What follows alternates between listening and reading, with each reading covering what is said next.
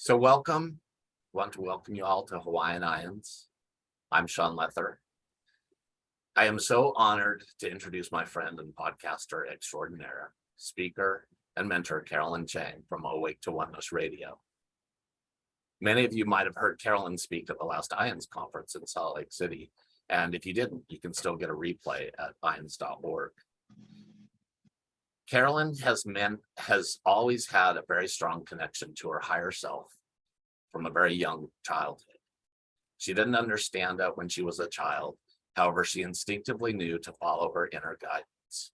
This was not always popular with her family and others, so like many experiencers, she was thought of as an oddball by everyone. In spite of her odds and her many challenges, Caroline didn't allow herself to get distracted from her guidance, but is kept on the path of following her purpose. Please welcome our friend, Caroline Chang, who will be sharing her journey of spiritual awakening and how we can all create oneness in everyday life. Welcome, Caroline. Thank you so much, Shaun, for having me. I am so honored. I love doing this. I just, you asked me and I was like, yes, I want to share. Yes, thank you so much. We are honored. Thank you so much. I am honored. I'm honored. Thank you.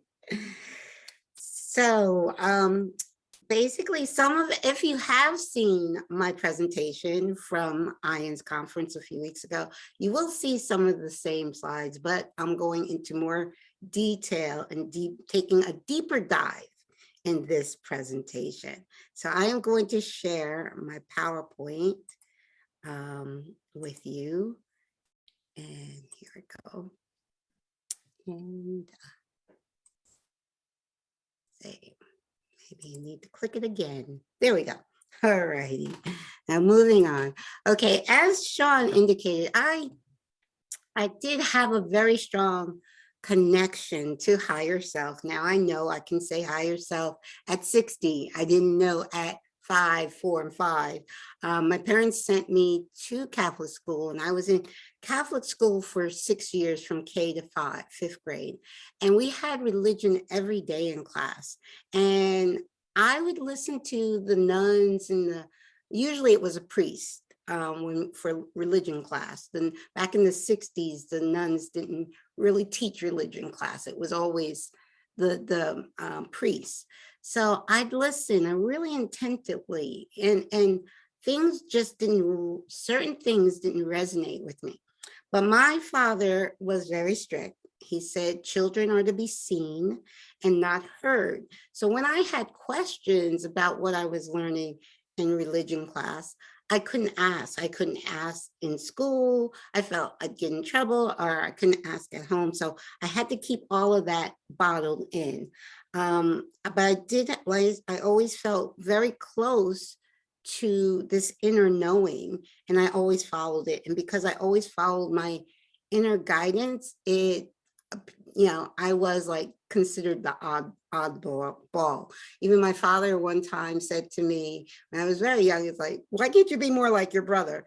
And I was thinking, even at that age, I was thinking, well, because I'm not him. But I could not say that. If I said that, I would be in big trouble. So, so I had to bottle a lot of things inside when I was younger. So as I got older, in high school, I just found that picture online.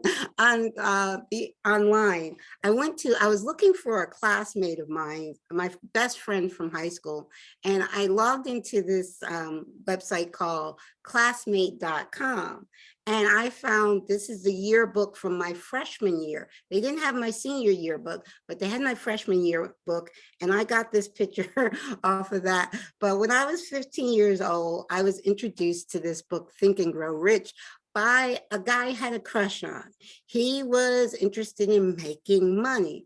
And he's like, you got to read this book. And I'm like, okay. So yeah, I had a crush on him. So of course I read it. But I never really had an interest in making money. My interest was always just finding out about life and who I was and why I was here. So this was the first book that introduced to me the idea that we actually create our reality with our thoughts. And I was like, that is very interesting. Okay, so as I got older, I started studying everything I could find metaphysically, spiritually. There wasn't many books. This is probably around the mid to late 70s is when I started my search, and into the 80s. So there wasn't much like it is now, but I did study and read everything I could find. And there was something, a part of me was saying, all of this sounds really, really good. This is way better than what I was learning in religion class. All of this sounds good. It resonates with me.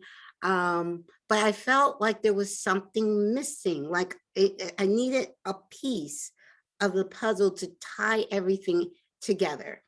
And so that missing piece for me, and it's different for everybody, I'm just sharing my journey. That missing piece for me was quantum physics.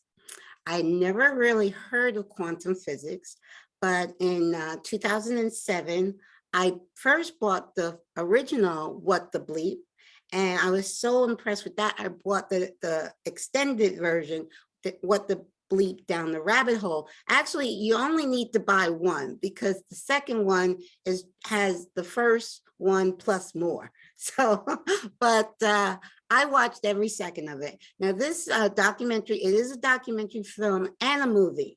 And you can choose to watch just the movie or just the documentary or both. And I watched both. I highly recommend the documentary. The movie was, it's okay.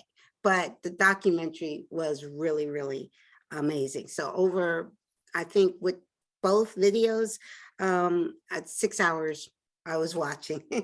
And there was one statement that was the catalyst. It was just one sentence that woke me up from the inside.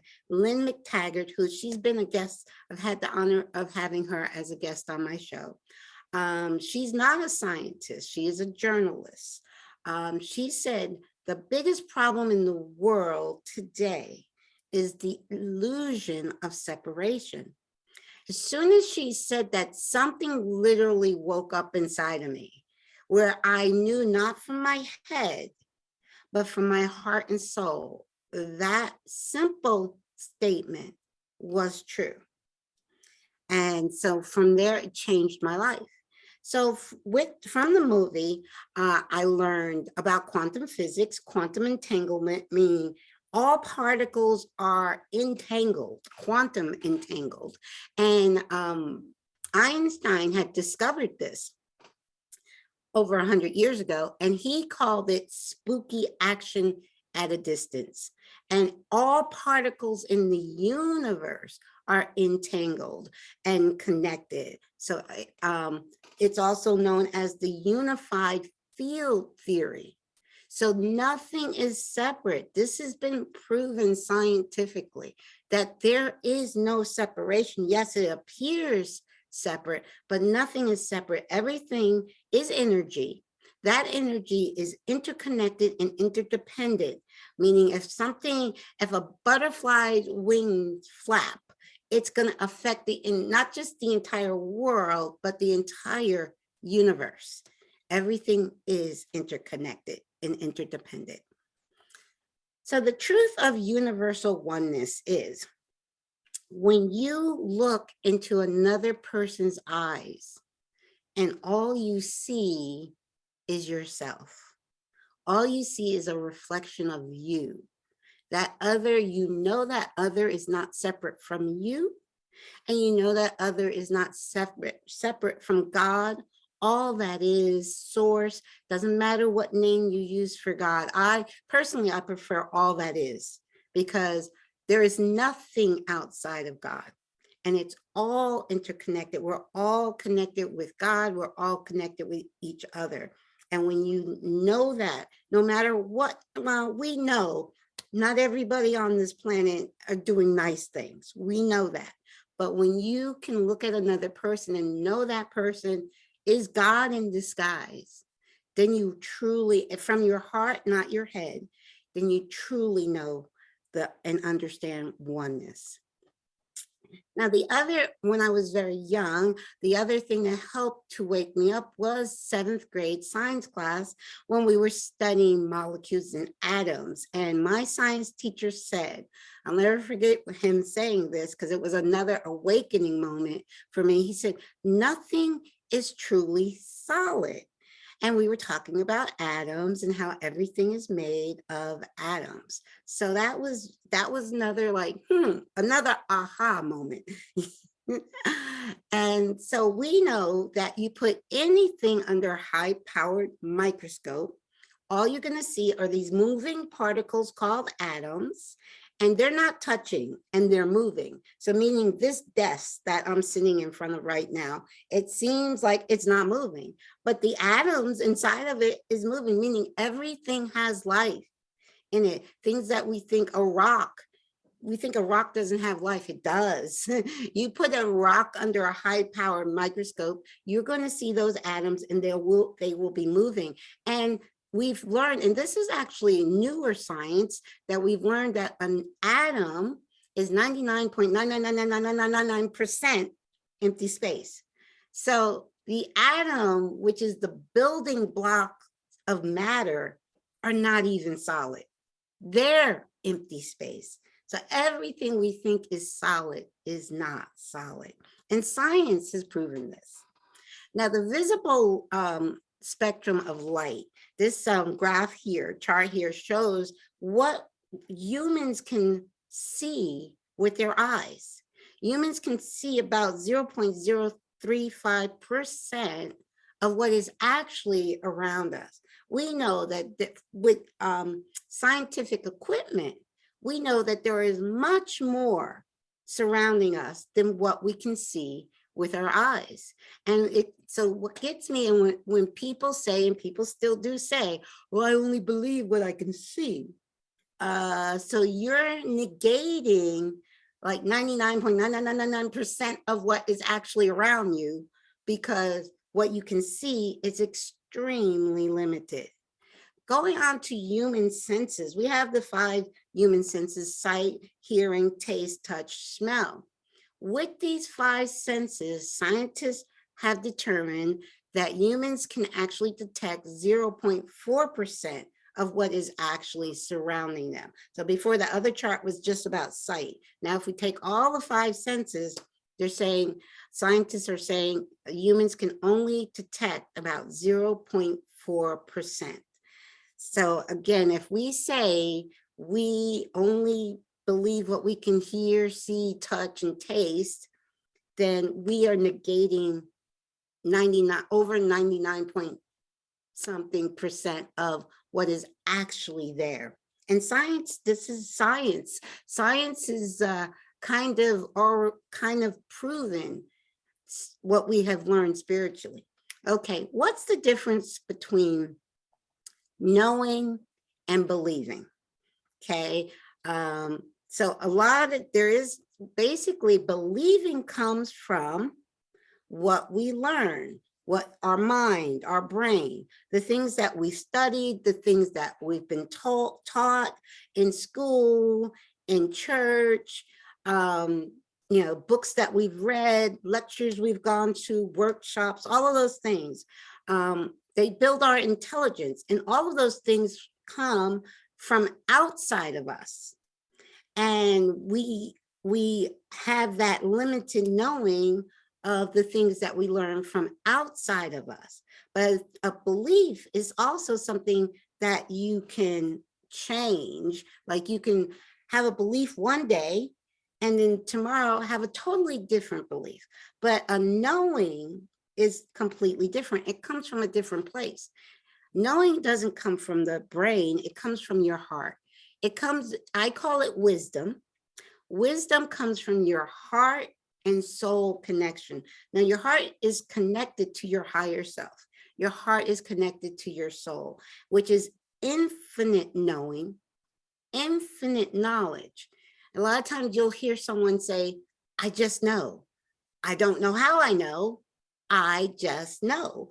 And when someone says that, a knowing can't be changed. A knowing is something that when you know it's coming, you may not know how you know, but when you know it, it's like breathing and it doesn't change. A belief can change, but knowing doesn't change. Okay, mind versus heart intelligence. You guys have to check out heart math if you've never heard of heart math. Again, another science, they've been doing scientific study on the heart and the brain for many years, and they have proven that our heart is far more intelligent than our brain. Now, people don't think of the heart having an intelligence, but they have determined that the heart intelligence is at least 5,000 times more intelligent than the brain. But what you truly want is what is called heart and mind, or heart and brain coherence, where you want the heart and the brain to line up and be in coherence. That is the best function that we can be at. We function at our best when our heart and our mind are in sync. Put it that way. And you got to check out heart math. So what is oneness? When I first launched my podcast almost 8 years ago, Awake to Oneness Radio, people kept saying to me, what is this oneness? Is it a new religion? I'm like, no.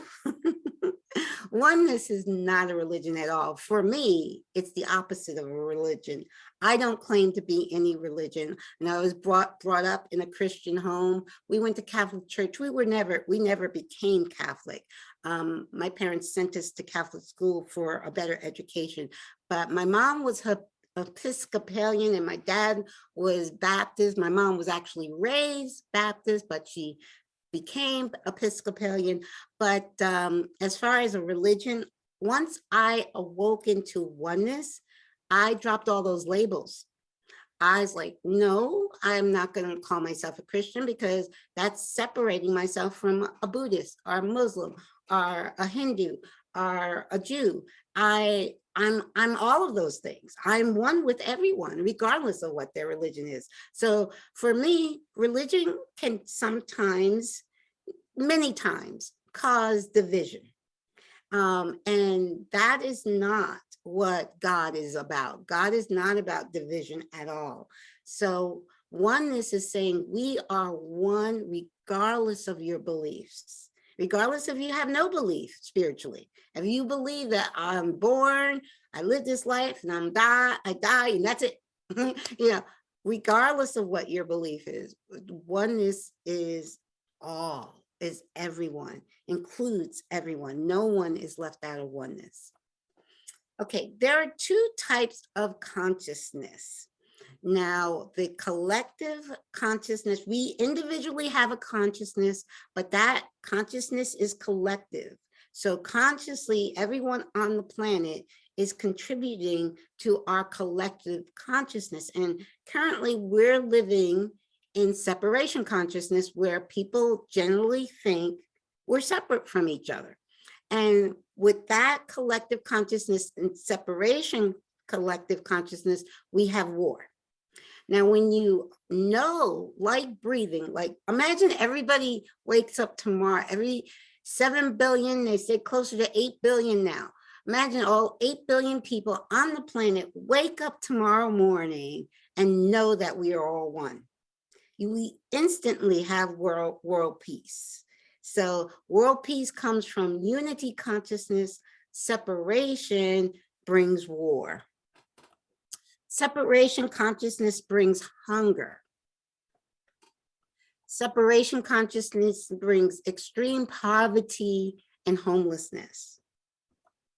Separation consciousness brings pain, sickness, illness, and suffering. Separation consciousness brings crime. Because if I'm separate from you, I can steal from you. Separation consciousness brings mass shootings and more war. Unity consciousness brings world peace.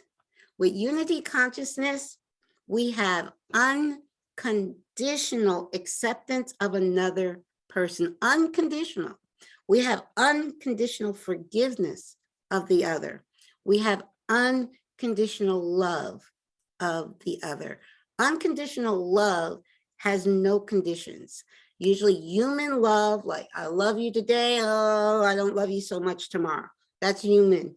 God's love, the love of God, is unconditional, and that we are all, that's who we are. We are aspects of that love, unconditional love. Science has proven that everything is the same energy, vibrating at different frequencies. So we have things that vibrate high, things that vibrate low. One of the things that science has proven also, that high frequency vibration is much more powerful than low frequency vibration.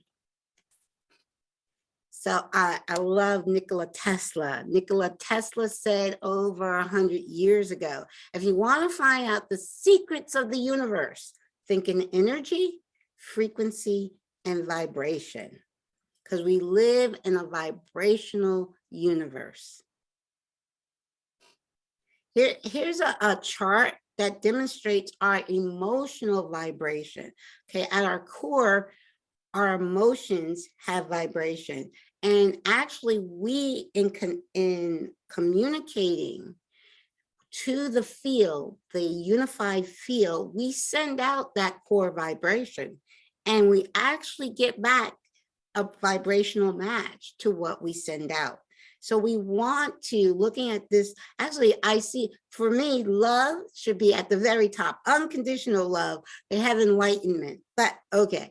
But unconditional love is very high on there. And then at the bottom, you have fear, you have guilt, you have shame. All those things are very low vibration. And they're very, like I was saying about science has proven frequency-wise that low vibration is very dense and heavy and contracted, when higher frequencies are very expanded and lighter and much more powerful. The higher the frequency, the more powerful the frequency is.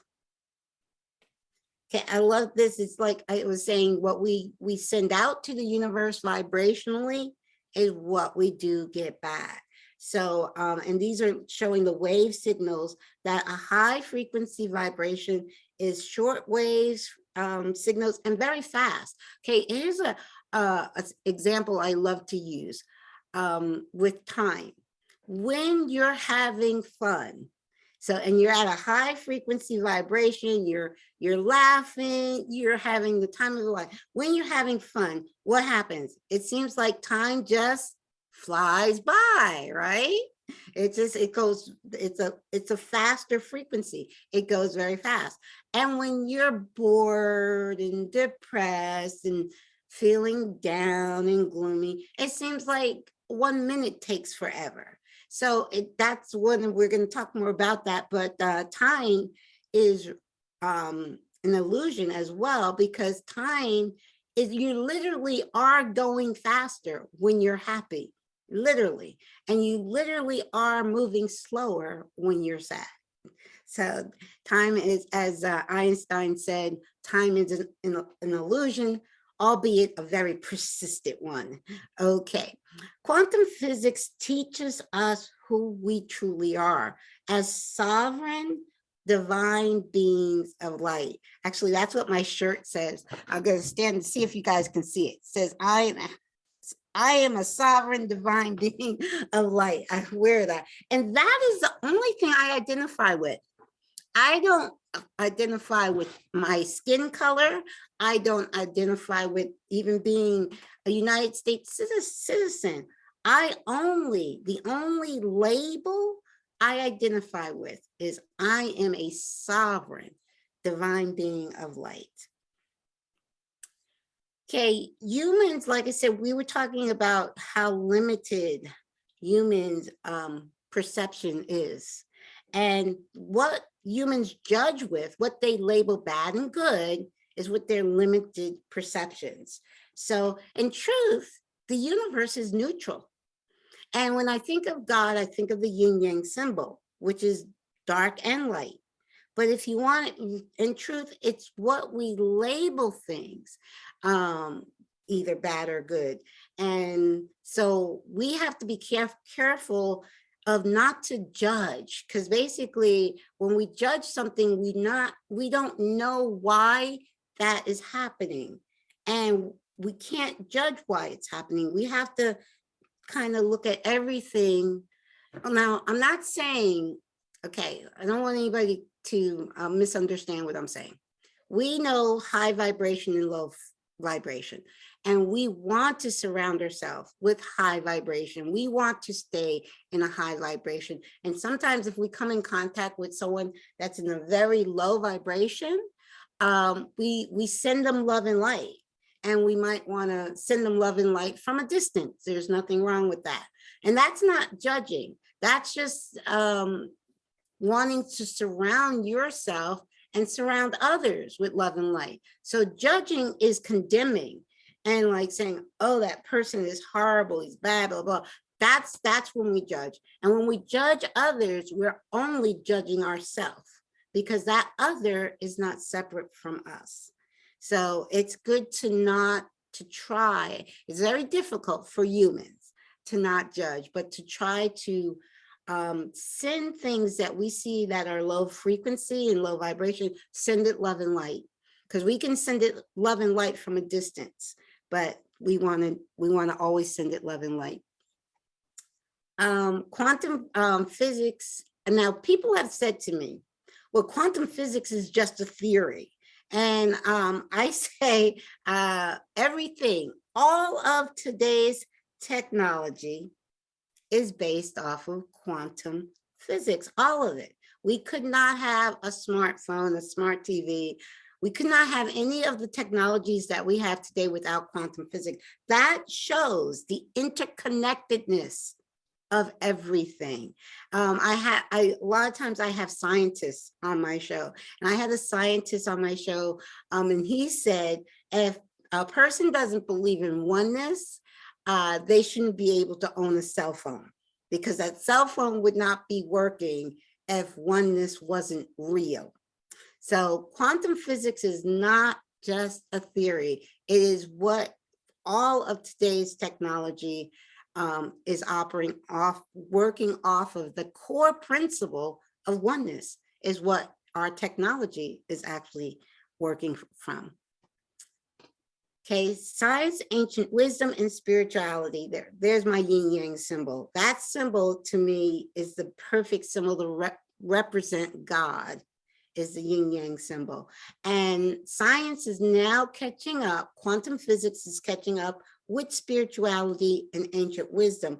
Ancient wisdom and spirituality has been teaching the truth of oneness for eons, but science now has been teaching it for the last 120 years. So this science, the science of quantum physics, the science of oneness, is not new. It's something that everybody should know by now. It should be taught in school, which it's not. So it's something that we should all know. Okay, this morning, okay, I added this slide because this morning, and it's still doing it right now, I'm hearing the rain. It's been raining here. I live in the Poconos, northeastern Pennsylvania, and it has been raining all day today. Now, I woke up about 8 o'clock this morning. I'm nice and toasty, warm in my bed, and I'm hearing the rain. I have skylights above my bed, and I'm hearing the rain. And I'm like, oh my goodness, it's Tuesday morning. I've got to get up.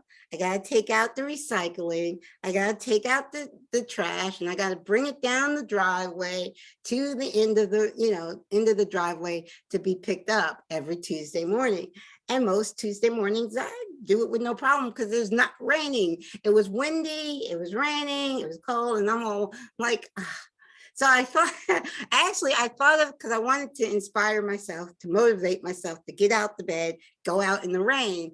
And I thought of a song that I used to love when I was a kid. And the song was, I want to go outside in the rain.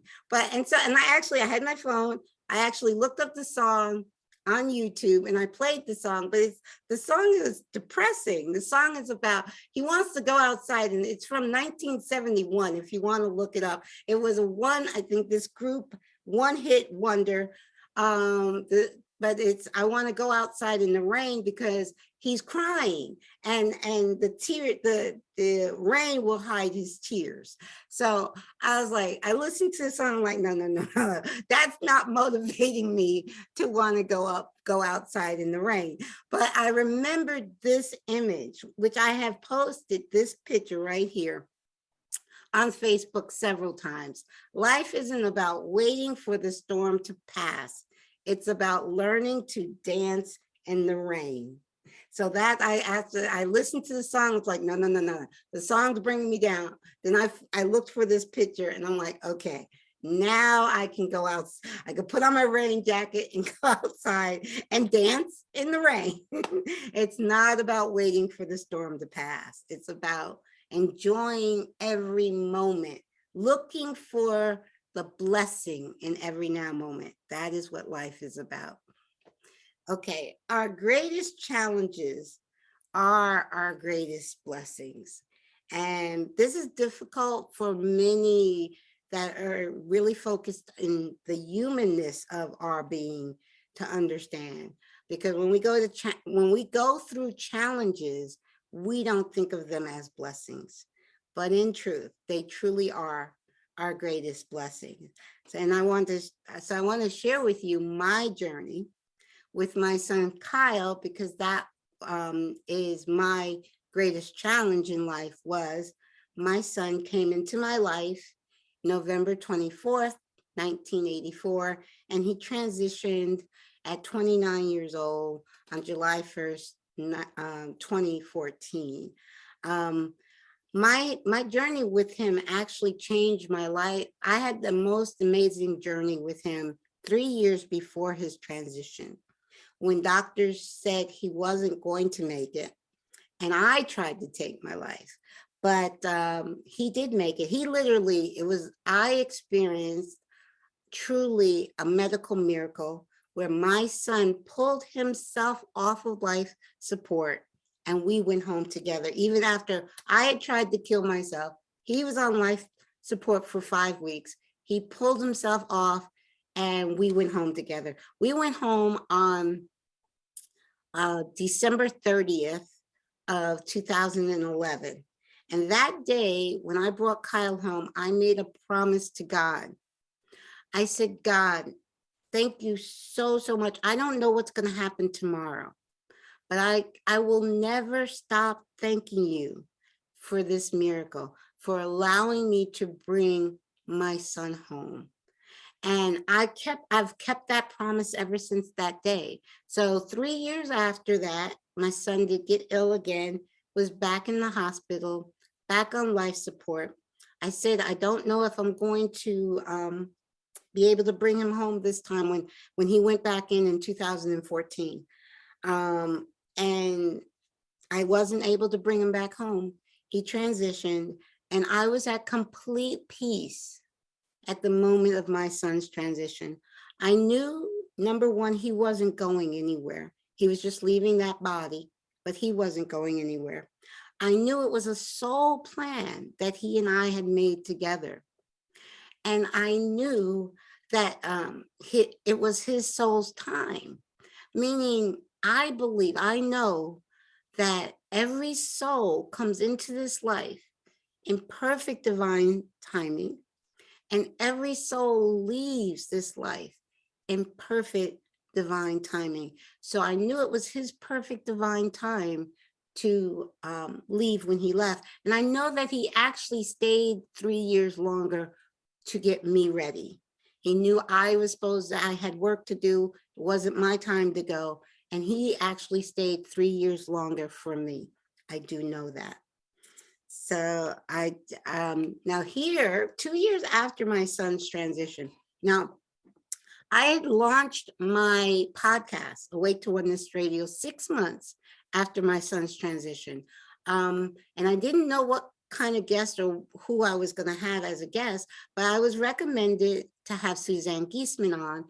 my podcast in 2016. And I knew she was I had never had a mediumship reading, but I knew she was the one for me. So it was that same year, 2016, it was a week before Kyle's birthday. I emailed Suzanne. I said, I'm thinking a lot about Kyle. His birthday's next week. She emailed me right back. I mean, like, it was like within a minute, I get a response from her. And she says, I'm doing a reading for you on Kyle's birthday. And I say, Suzanne, but that's Thanksgiving Day. I didn't want to take her from her family on Thanksgiving Day. Thanksgiving Day actually is my favorite holiday. And she said, I was told. Sanaya, her guides, said to her before she got my email, you're going to do a reading for a mom that has a son in spirit on Thanksgiving Day. And as soon as she got my email, she knew it was me. So what I've got some audio. I want you guys to hear what happened during that reading. Okay, I'm gonna play the first one. We go. And then when we really lock in the connection with him, then you ask him any questions you want. Okay? Okay.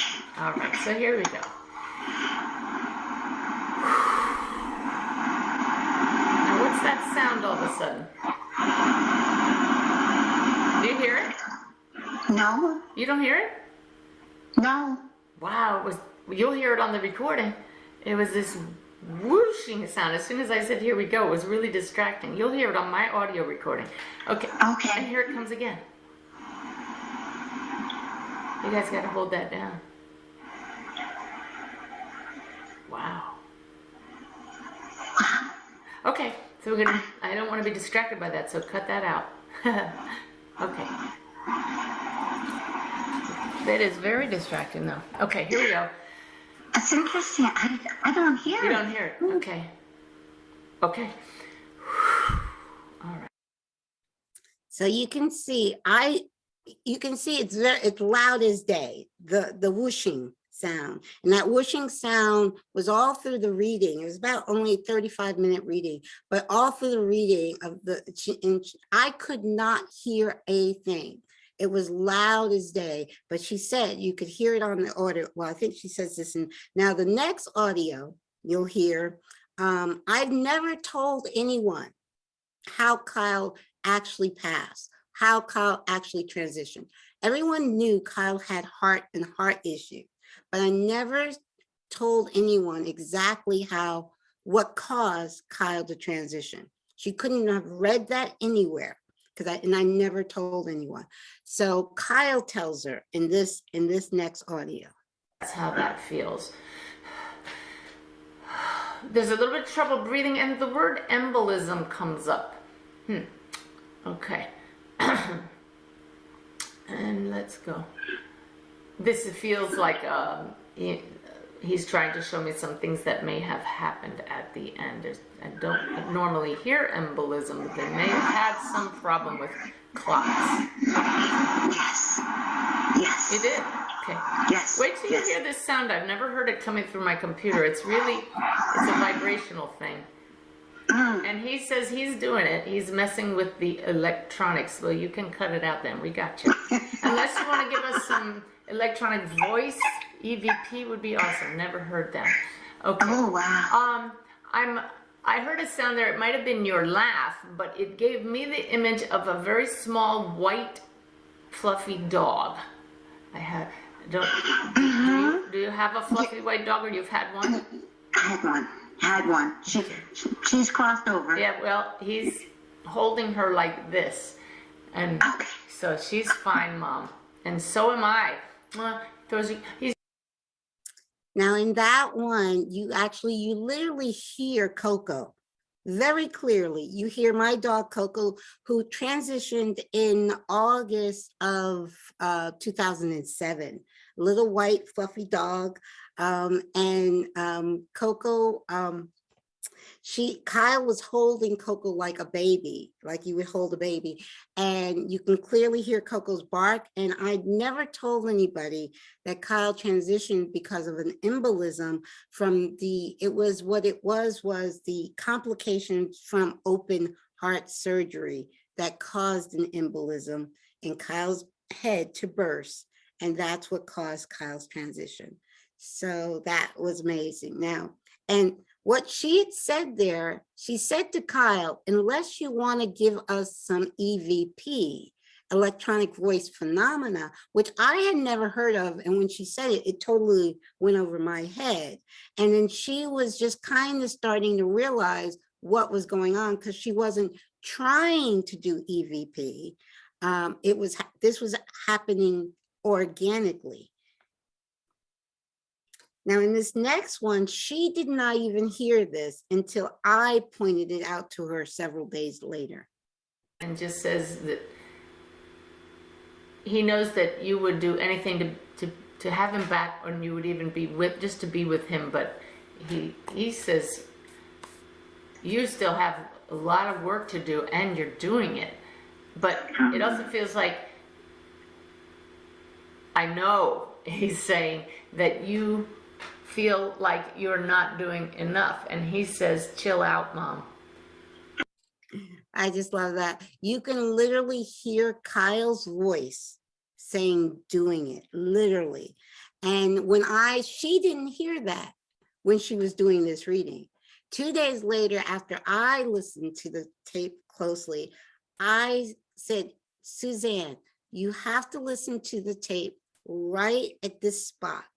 And when she listened, she's like, holy, she called Ty, her husband's name is Ty. Ty, you got to come over and listen to this. This is the first time this has ever happened to Suzanne. So it really took her by surprise. But since then, I think this has happened several other times, but this was the first time this has ever happened. So it's just amazing. And here's a picture of me and Suzanne this year, like a few weeks ago in Salt Lake City. And yes, I'm short and Suzanne is tall.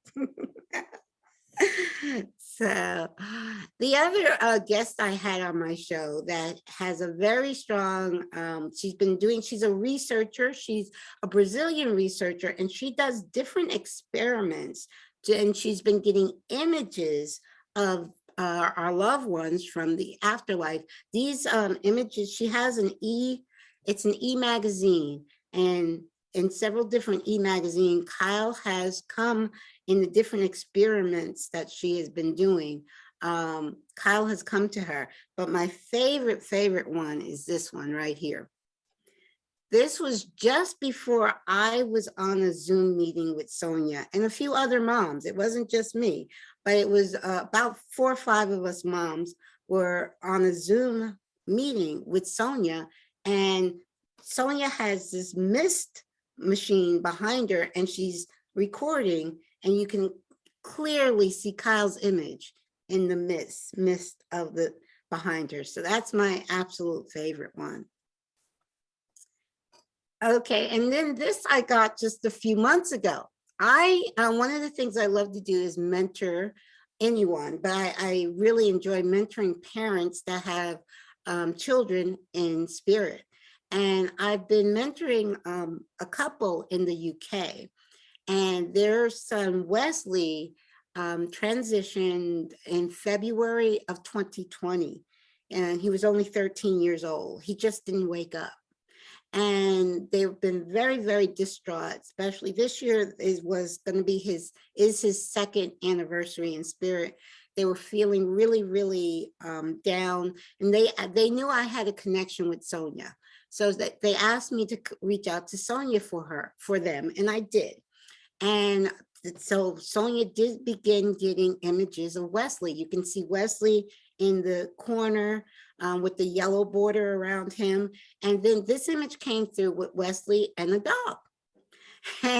And so Sonia sent it to them, this picture, to them and to me.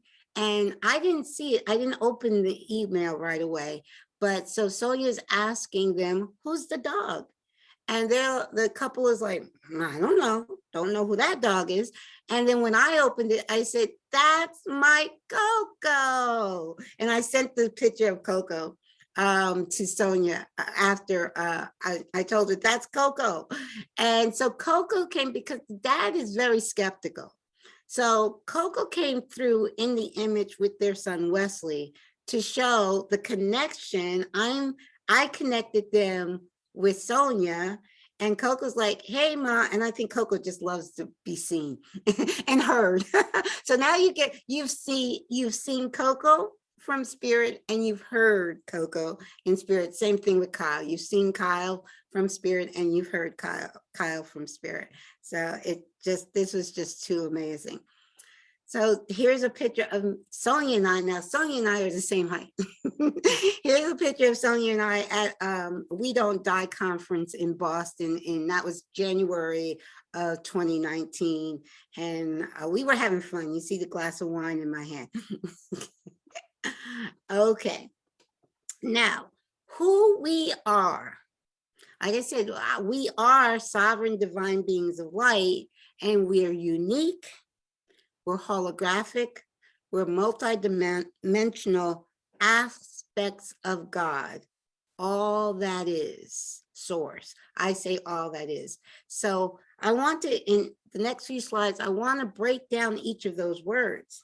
Unique aspect of God, meaning no two are the same, like no two butterflies are the same, no two snowflakes are the same, no two people are the same, no two people have this exact same perspectives. Maybe we have similar, we can agree on some things and we don't agree. No two people agree on everything. So the important thing to understand when it comes to perspectives is to allow everybody their own perspective. It may not be yours. You don't have to agree with it. You have your unique perspective. Allow the other person to have their unique perspective without fighting or arguing or debating. And I say, I don't, people are like, well, what's wrong with debating? Debating means that means that there's got to be a winner at the end of the debate. No, it's okay. I've had conversations for hours with people I don't agree with, and they don't agree with me. At the end of the conversation, we're hugging and loving each other because they're not trying to force their perspective on me. I am not trying to force my perspective on them. And to me, an argument, a fight, and a debate is about trying to force someone to agree with your viewpoint. And that never has to be. You can allow someone their viewpoint and agree to disagree and love and light and keep it moving. So I'm one of the new things I'm doing with my show is about that. It's about having two people that disagree come on my show and have a conversation, not a debate, not a fight. I lay down those laws. Okay, so we are unique, unity within diversity. That is how we get to world peace. All religions, all people, all cultures, all colors, all everything, because we know that our body is just a temporary vehicle for this reality anyway. We've all lived in every color of skin there is. We've all lived every belief, every religion there is. We've been it all. So there's no reason for us to divide because of color or religion or anything, politics or anything. You know, unity within diversity is the key to world peace. We are holographic cells of God, meaning, like my favorite quote is Rumi, you are not a drop in the ocean. You are the entire ocean in a drop. You are all of God in a drop, not a piece of God, all of God. We are all God creating our reality. I mean, I'm not creating your reality, you are. I'm creating my reality. Each of us is God creating our own reality. And we're interconnected, we're one, and we're holographic cells of God. Multidimensional means there is no time. All there is the now. The time is just a measurement here in the 3D matrix. Even science, again, we know that Einstein said time is an illusion, albeit a very persistent one. He said that over 100 years ago. Stephen Hawking, who recently passed, he discovered, and I don't know how scientists do this, but he, as a scientist, proved that this now moment can change the past, can affect the past, what we call the past, and the future, the now moment. I'll say that again. And how he discovered it, he did. In his experiments, he discovered that the now can affect what we call the past, and the now can affect what we call the future. All there is the now. One of my favorite books also is The Power of Now by Eckhart Tolle. Love that book. Gotta check it out. Your power is in the now moment. Meaning we are, I don't say reincarnation. I don't use that term anymore, because we are living every single life that we ever lived, what we call past or future. Every life we ever lived, we're living here and now. And this now moment that you're living now affects every life that you've ever lived or will live or are living. It's hard to say because it's all happening now. So when you are feeling joyful in this now moment, that joy is radiating out to all of your lifetimes. And sometimes you may not, sometimes you ever feel like, you just feel like, oh, I just feel really good for some odd reason. That means maybe something happened in another lifetime that made you feel really joyful, and you're feeling it in this lifetime. Because all there is the now. That we're living simultaneous lives, not past and future lives. We only call it past and future in this 3D matrix because we're using that measurement of time in this matrix. Being an awake creator. Okay, so I say being a awake creator because we're always creating, regardless if you're awake or asleep.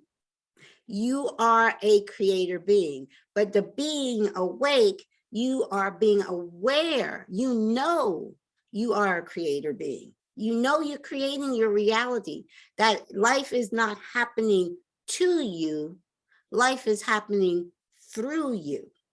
And you own that you are creating your reality. You don't blame, okay, it's my mother's fault. No, it's my father's fault. Oh, it's my brother's fault. Oh, it's my kid's fault. You don't blame anybody. You own your experience. You own your life you're creating. Okay, then you relax into that feeling of knowing in the now moment that you are creating your reality, no matter what is going on in that now moment. You can take a deep breath and relax into that moment, whether it's something, maybe you just witnessed an accident, or maybe you just had an accident. Thank goodness, if you're still here, you didn't leave your body, you're still with your body, you just had an accident. You take a deep breath and relax into that moment and not freak out, basically, is what I'm saying. Is, the now moment is where your power is. So whenever things feel like they're starting to get crazy, come back to your breath and come back to the now. Because when you focus on your breath, you're coming to that now moment, relaxing to that now moment. And then choosing how you want to feel. Meaning, don't just respond or react to what just happened. You step back, take a few breaths, and choose what you want to see happen in that next moment. So you choose the feeling you want in that now, and then you find a vibrational match to how you want to feel. So you try to raise your frequency, and every now moment, I keep that on my mind. I keep in my mind's eye, okay, I mean, we're not, when I say it's a moment to moment thing, and I've always said this from day one, in every now moment, we have to remind ourselves who we are. We have to remind ourselves that we are creating what's happening and not judge it. So don't label what's happening. There are no such things as accidents. Something happens, it's happening, and that's the other thing. Whatever is happening in your now moment, you created for your highest good, no matter what it is. You created it for your highest good, so you own it. Then you say, I know I'm creating this moment right here and now for my highest good, and I will look for the good in that moment. And then you try, that's how you raise your frequency, by looking for the good in every now moment, instead of, because every now moment is a blessing, everyone. Every now moment is a blessing. And when we just complain and, oh, boo-hoo, always me, it's somebody else's fault, that's very low frequency. And you are the creator of that moment, but you're trying to say that you're not. So that's why these are 5 steps in being awake, that you are creating that moment. Science has proven that we live in a 3D matrix, which is a virtual reality. This has been proven scientifically. Okay, everything I'm grounded in, science has already proven. Okay, so it's just science and spirituality bridging.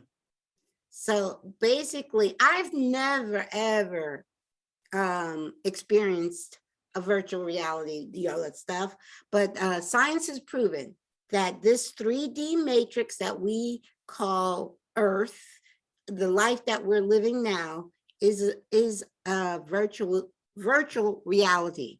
I call it the 3D matrix. Okay, now here are people with those headsets on, experiencing a virtual reality. This I've never done.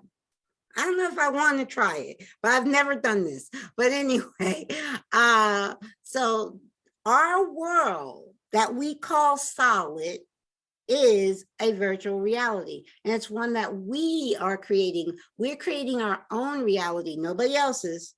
Everyone, every sovereign being is creating their own reality, and you are creating yours. Everything you experience, you are creating. It's just like those headsets.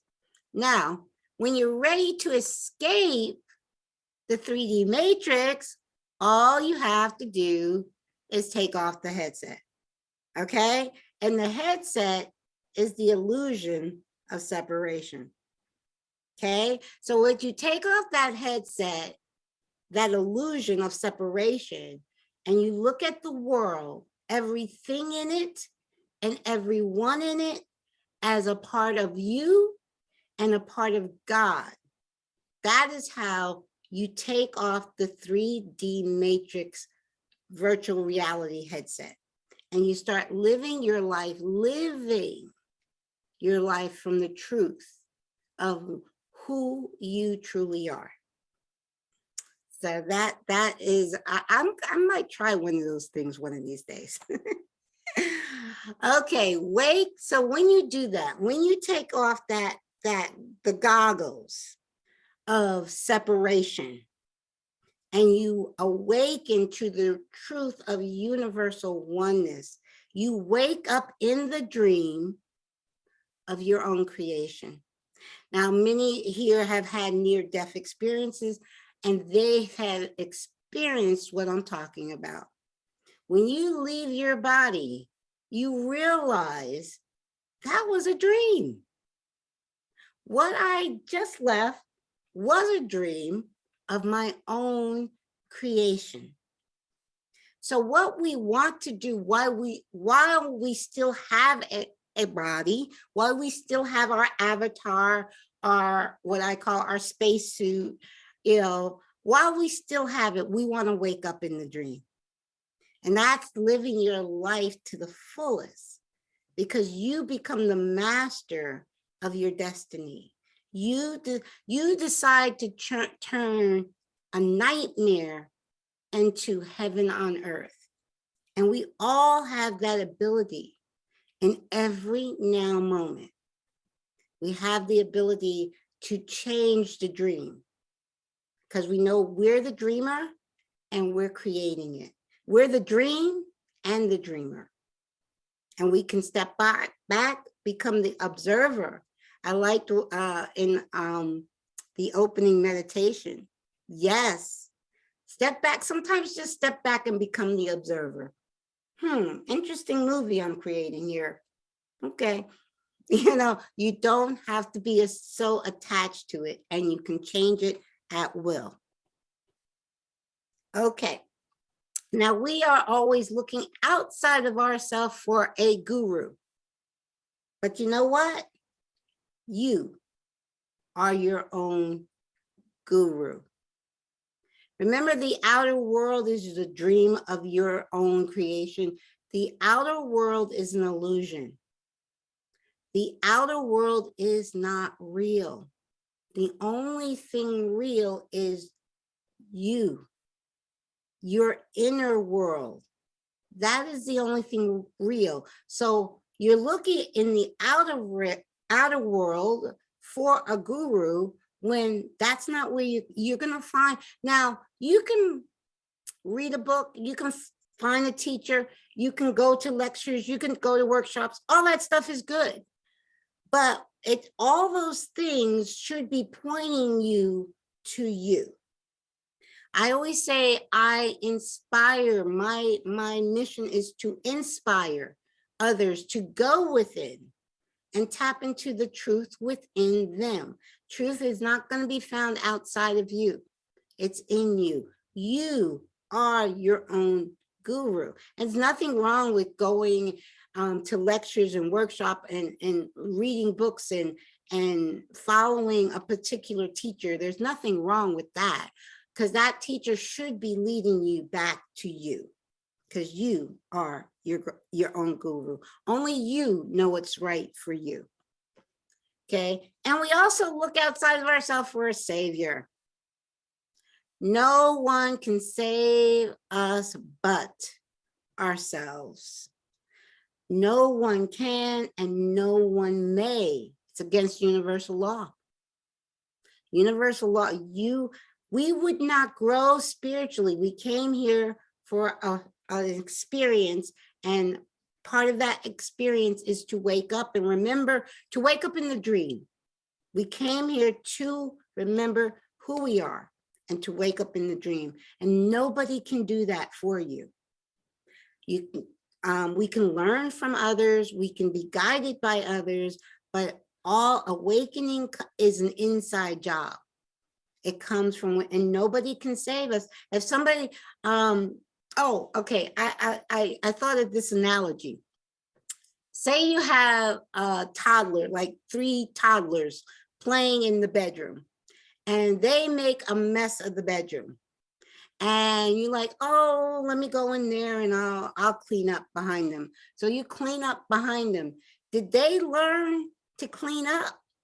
If you did the cleaning, if you saved them from their mess, are they going to learn? So then you're like, okay, now you say to the toddler, okay, I cleaned up, now keep it clean.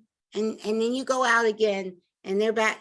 You come back. It's going to be basically, if someone tries to save another person and do it for them, that other person is not going to learn, and they're just going to make the same mess again. So no, there is, and I know Christians might have an issue with this. There are no saviors other than you, but it's true. Okay. Okay, true happiness comes from within. True happiness does not come from a new car, a new house, even a new boyfriend, a new girlfriend, none of that. Nothing outside of you can bring you true peace, true happiness, true joy. Comes from within. And there's no greater feeling, I can tell you, because there's times I'm just so happy for it's raining now and I'm still happy. It rained all day and I'm still happy. So my outer situation does not depend on the joy and peace that I have within. So that is basically, let me stop sharing the screen now. Hi, y'all. So I love questions. I just love questions. If anybody has any questions, I would love it. I can't hear you. You're good. Okay. Wow. Awesome. Absolutely amazing. Oh, I hope everybody enjoyed it. But truly, I love questions. So Yeah, so I have a few questions that people have been sending to me. And Okay. also you guys are Susan or Lorelei, if you can open up the chat, people can put their questions in the chat. But let's start with a few. Okay, how about let's start with you. What Okay. do you do to stay grounded and focus on oneness, especially like we're in this crazy dream? Yes. And yes. like the other day, you got involved in the dream, right? With Yeah. your all that, stuff, the Yeah. conspiracy and all that stuff. What do we do? Yeah. I mean, all of this stuff is real, right? Right. Yes. Yeah. Okay. Well, what you were indicating about was I actually worked on a project. I normally do projects solo. But this time I got involved with the project and it wasn't a vibrational match, which I didn't find out until we were knee deep in the project. So I realized I have to now it was a great learning experience, more discernment, especially certain projects that you really want someone that's more vibrational match to you on certain projects. So this project was near and dear to my heart. And I really wanted a person that was more a vibrational match to me. I thought they were, but when we're knee deep in the project, I'm like, okay, I see, it's all good, no judgment. I have nothing but love and respect for this person, no judgment at all. We're just not a vibrational match. And there's nothing wrong with that. It's nothing wrong by saying, I love that person. I send that love and light to that person. I want nothing but the best for that person. But as far as working on a project together, that's not going to happen. But again, it's a moment to moment thing. Okay, for some of the things I do, you know what I did last night, the other night, it wasn't 2 nights ago. I soak in the tub in salt water, which is I use Himalayan salt and Dead Sea salt. I have a jacuzzi tub with the skylight above it. Sometimes I can even see the moon from the tub. And I sent Shaun the pictures the other day, but I soak in the tub. I try to do that, if not weekly, twice a month, where I just relax. So I have high vibrational meditation music on. I light my candles. So I do that. I try to meditate at least once a day. I've been doing a new thing called sun gazing, but it has another name to it. It's called solar yoga. I've always would love to sit at the lake and watch the sunset, but I didn't know that it's really, really good for you. And now I'm doing it more intentionally, where I'm really gazing at the sun as it sets. And I did that like last week every day, just gaze. So sun gazing at sunset. And I love sun gazing at sunset at the lake. So that's another thing. And I meditate as much as possible.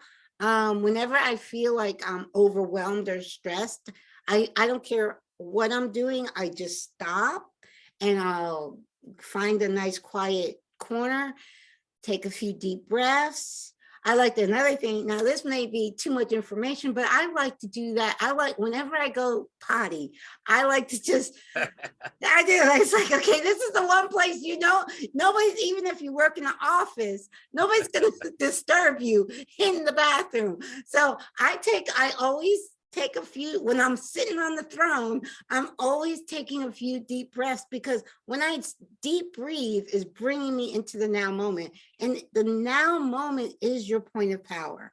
So trying to stay present as much as possible throughout the day is important to me. That was my mom's temple. Was Okay. So, okay, so how to, like, in your experience Yes. that you happened this weekend, talk about judgment versus discernment, because a lot of people think, oh, I can't judge anybody, but they don't really understand the difference. Yes, yes, it is very important. Discernment is really, you're thinking about it by frequency. You're thinking that this person's frequency is not a match to my frequency. And even if you say that, you don't have to say that to them, because they may not understand it. And they, oh my goodness, I just thought of it. It happened to me. I said to someone, and all I said is, I swear, I wish I had this on tape. All I said is, we're very different. And this person went berserk on me. Seriously, and all I said, those were my exact words. We're very different. Those were my exact, and they went berserk. So sometimes, and I am very careful with the words I use. So I would just say to, if you have to say anything at all, we're just not a vibrational match, but I wish you all the best. I still love you. Certain things maybe we can hang out and do together, that's not a judgment at all. A judgment is when you condemn. Oh, that person's horrible. I don't want that person near me ever. And, that's condemnation and condemning someone. That's judgment. But when you just say, we need to not do that, work on that together, because we're just not a vibrational match, that's fine. And some people may not understand that, so you just you could do it without saying it. You have to be the judge on what feels comfortable to say to a person or not, but only you will know in your heart if you're really judging or just using discernment, because there is a difference. And now if you're really thinking, oh, that person's horrible, ooh, then that's a judgment. If you think, not quite a vibrational match to me, it's okay, So Yeah, and it's about frequency. I Yes. mean, we're not judging when you say low vibe versus high vibe. Because exactly, it's just about frequency. it is. Yeah. Very true. Very true. Very true. Yes. So yes. we have several people here, or at least a few, that Okay. have lost loved ones Mhm. and children. I don't think you talked about your state of mind where you were at when Kyle transitioned. And I did. you did? Okay, well, maybe talk more I can about say that. it again. Yeah, because I think that's really important. Yes. Especially because a lot of people, they hang on to grief. Yes. And what could you say to the mothers, the fathers that are in the audience, siblings that have lost loved ones? I can say it isn't easy. It's not an easy thing. I was very blessed. I was blessed because I know that my son stayed. I believe his time was in December of 2011. And he stayed. I actually wrote, where's the book? I wrote a chapter in detail. We Touched Heaven. My chapter is called Miracle on 34th Street, because it was Christmas time and the hospital was on 34th Street. Now, and that is the hospital he transitioned in, but 3 years later. And in the summer, wasn't Christmas time when he transitioned. I know that I was granted a miracle when I tried to take my life, because I wrote a suicide note. I wrote a note and I said, I'm not burying my son. My son is going to bury me. I wanted them to give him my heart. And when I was trying to commit suicide, And so I didn't die. He pulled himself off life support. I whispered, this part maybe I didn't say in this presentation, I whispered in his ear. I was on 24-hour suicide watch, and I whispered in his ear, I said, Kyle, please get better so we can both go home. That night, he pulled himself off life support. So we went home that time, but 3 years after that, he was going back into the hospital. And I promised God, because I was blessed with 3 more years. I promised God, I said, I don't know what's going to happen this time, but I hope I can bring him home this time. But at the moment of Kyle's transition, I was at complete peace. I truly was, because I knew he wasn't going anywhere. That was a knowing. I knew it was his soul's time. I know there is no accident. Every soul comes into this life experience in perfect divine timing, and every soul leaves this life experience in perfect divine timing. And it's very, very, very hard for a parent, because I said that before I lost my child, before I lost Kyle years ago, years before I lost Kyle, I would say the worst thing anybody could ever go through is to have their son transition before them. I said that many times before I experienced it myself. So it's very hard to really understand that you and your child had that soul agreement. You, before your birth, you and that child had that soul agreement that they were going to come and they weren't going to be here that long, and that you were going to stay. And like I was saying about our greatest challenges, and that of course is the greatest challenge anyone ever can go through, is the transition of a child. There's no other situation that can be more difficult. I mean, we love our parents, but we expect our parents to go before us, you know, but not our children. And so that is a soul agreement that you and that child made. And you're here for a very, very important reason, because you're here. Everybody on the planet, everybody breathing right now is here for a very important reason. So what I say is, your child isn't gone, and your child wants to see you happy. Your child wants so much. First of all, your child is always trying to communicate with you. And it's hard for your child to communicate with you if you are at a very low frequency, if you're at a very low vibration. They have to, just to communicate with you at all in spirit, they have to lower their frequency. Many people said what Kyle did in that reading with Suzanne took a lot of energy for him to literally speak through her computer like that. But for them to communicate, they have to low. So you have to kind of try to meet them halfway, meaning you have to raise your frequency. Think of the good times. They want you to remember them and think of the good times. And I have this connection with Kyle. I know when he's laughing with me, I know he's here right now, especially when I'm doing, he's told me he's very proud of the show. He's the co-host of the show. He's always there when I'm recording a show. I know he's right here now. And I can tell when he's like, I'll be walking around the house, cleaning or something, doing something around the house, and I'll do something silly.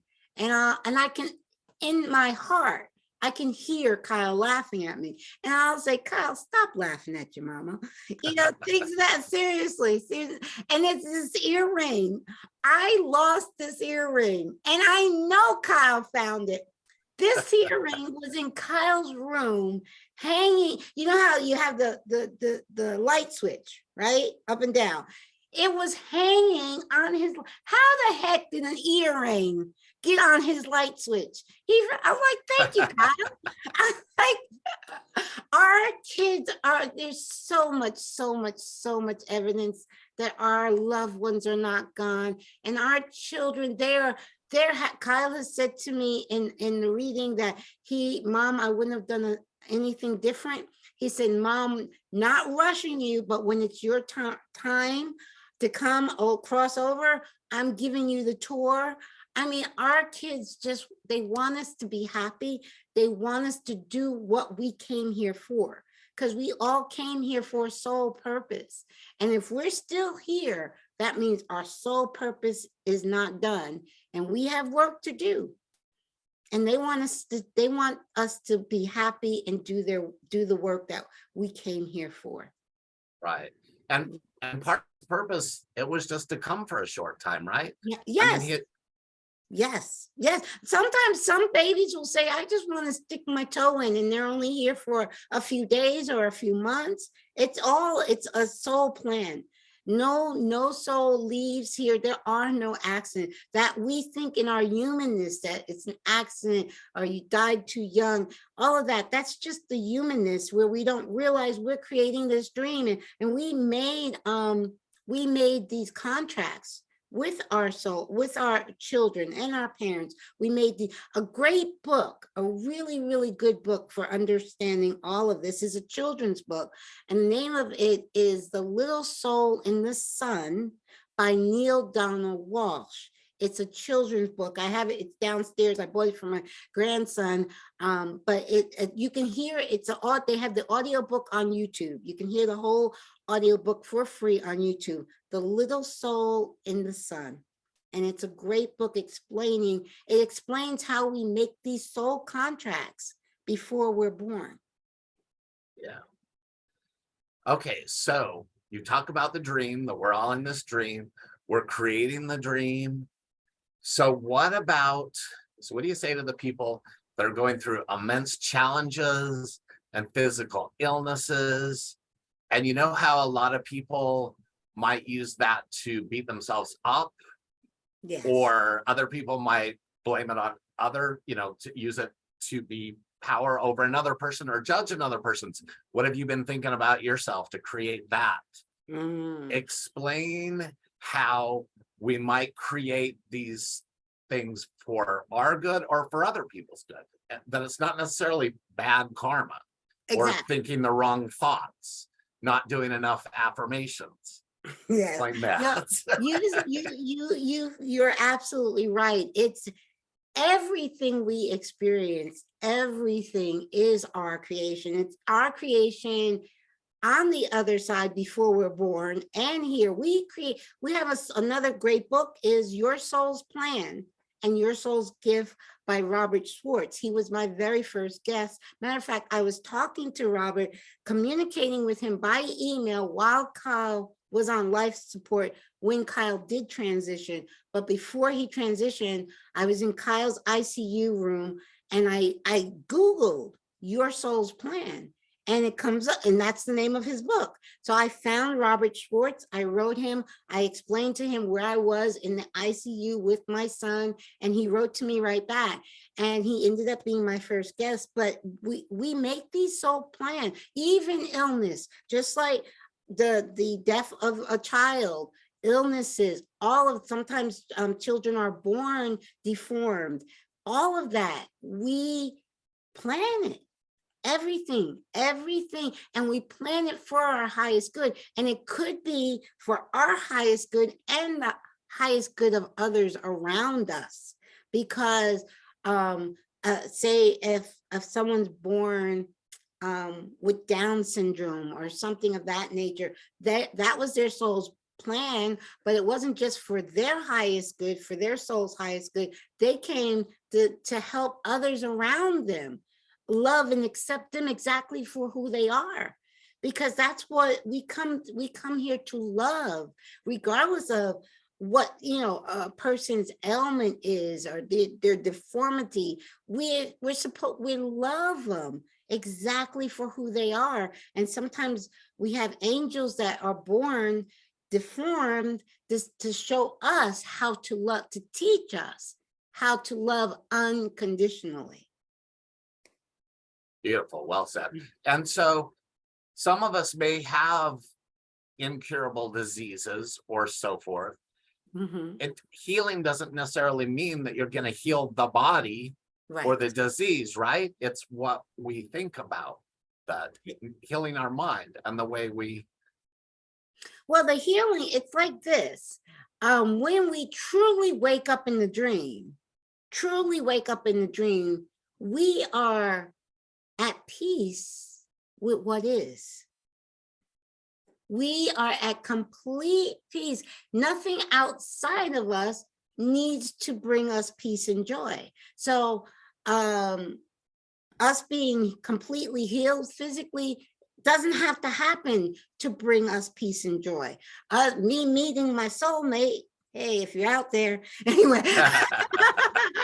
But doesn't have to happen to bring me peace and joy. So when you're truly fully awake in the dream, the outer, whatever is going on in the outside, whether it's relationships, whether it's loss, physical loss of a loved one, whether it's financial hardship, none of these things matter when you wake up in the dream, completely wake up in the dream. You're at peace. So you're at peace with the isness of life. Well said.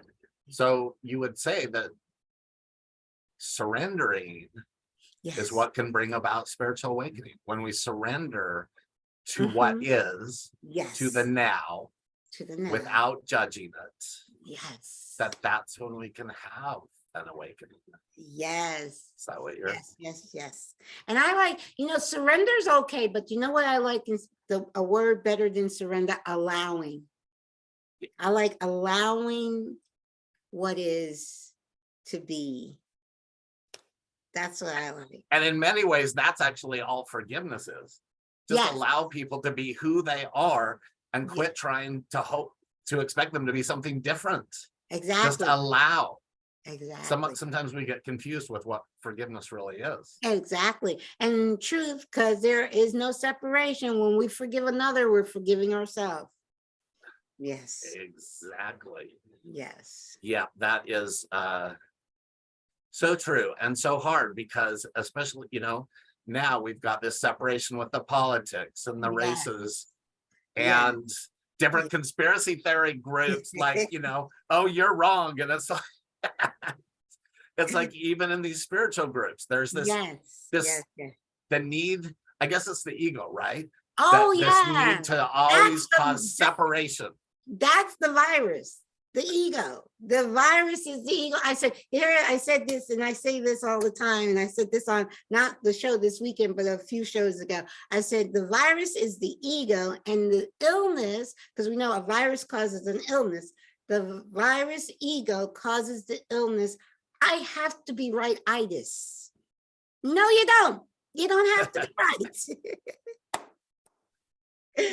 Yes, so it's about allowing something. I actually, because I have two relatives, I asked this question: can you have a conversation, not an argument, not a debate, not a fight, but can you have a conversation with someone you disagree with?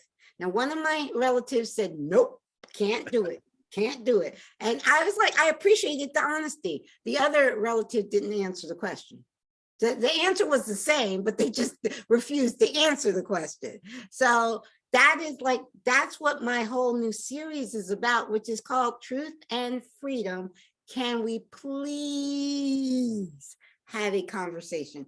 A conversation. And I don't expect people to be in agreement at the end of the conversation, but at least have respect. If not love and respect, but at least respect for each other at the end of the conversation. Yes. That is so beautiful. Okay, so you talked about being your own savior. And this is another thing that a lot of us, especially people that have had NDEs and spiritual awakenings, they think they're out to, their job is to save everyone else, and everyone else is going to wake up in this lifetime.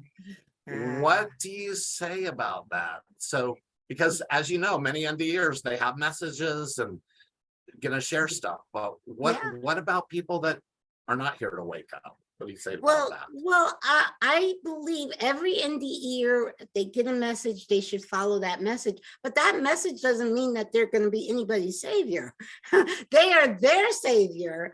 All we can do is inspire. And that's why I use the word inspire. My purpose is to inspire another to go within, because it's that to have them go within is where they're going to find all their answers is within them.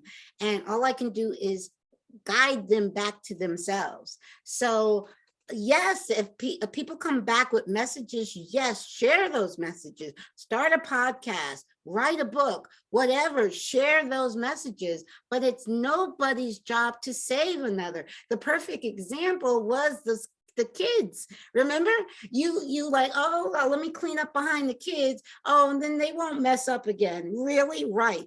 They didn't learn the lesson. If you keep doing it for them, we can't save anybody. And we're not supposed to save anybody. We're supposed to save ourselves and then share our love and in love and light what we've learned, so we can help guide them to themselves, to save themselves. And I say, I know because I've lost fundamental Christian friends in my life since I started my Awake to Oneness radio, because I had channels on my show and things of that nature. Traditional Christians were like, oh no. So I was like, what are you afraid of? Really. But I know that in traditional Christian religion, Jesus is supposed to be our savior. I love Jesus. I have Jesus autobiography over there. Okay. I love Jesus, Yeshua, love him to death. He was awake. He was a completely awakened being 2,000 years ago. And a lot of the teachings of Yeshua, Jesus, was misconstrued by the church. Sometimes some of it deliberately misconstrued by the church. By men with egos. Yes, that wasn't for Jesus. Power. Right. Now, that wasn't Jesus. He didn't do that. But he was an awakened being, and he was teaching unconditional love. That was the teachings of Jesus. He didn't say, I'm gonna come back and save you. That was, it's like, no, Jesus said, you will do what I have done and more. That's what Jesus said. So yes. So people, I don't want anybody to get mad at me, because I have respect for all religions. I have the utmost respect for everybody's religion. But some of what the church, which man has injected man to control, to use for control. But if you read the Bible for yourself, there is some great lessons in the Bible, but read it for yourself, interpret it for yourself. Don't let anybody do the interpreting for you. Yeah, and it's almost arrogance to think that we need to save everybody. Right. Our job is just to come and save ourselves. Yes. And then, like Gandhi says, be the example. Be the light. Yes. Yes. Yeah. That's so. So you've already talked about a little bit about meditation and stuff. Right. What's the biggest thing that you could think of that people that are feeling separate and alone? What is the best way for people to, number one, know that they're not alone? They're never but also alone. to connect to the oneness. What do you have to say about that? Well, the other things I do is I journal. I have 3 daily journals. I have an affirmation journal where I always start an affirmation with I am. See, I am. I always say, because in the present. So I have an affirmation journal where I just write, I am love. I am peace. I am completely healthy. I am abundant. I write my affirmation journal. Then I have just a journal where I write down my thoughts. And then I have a journal where it's, what's the third one? How is that? I'm looking at the 3 of them. I've got 3 of them. Oh, appreciation. There it goes. Okay. Then I have an appreciation journal where I just write down the things I'm thankful for in that now moment. My appreciation journal, I like to write in first thing in the morning. And I just write down, if it's a rainy day, I'm thankful for the rain. Yeah, I write down what I'm thankful. So I journal. That's another way to help keep me.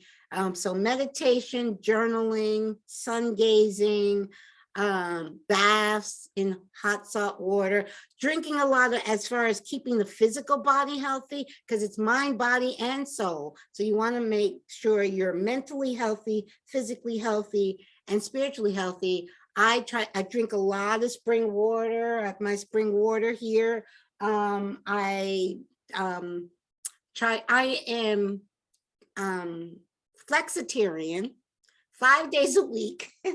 5 days a week, I'm keto vegetarian, but 2 days a week, I do allow myself to have organic meat, organic chicken, organic turkey, or wild caught fish on Saturday and Sunday. So I'm a flexitarian, but mainly vegetarian. So I try to eat healthy. I try to exercise every day. I do yoga.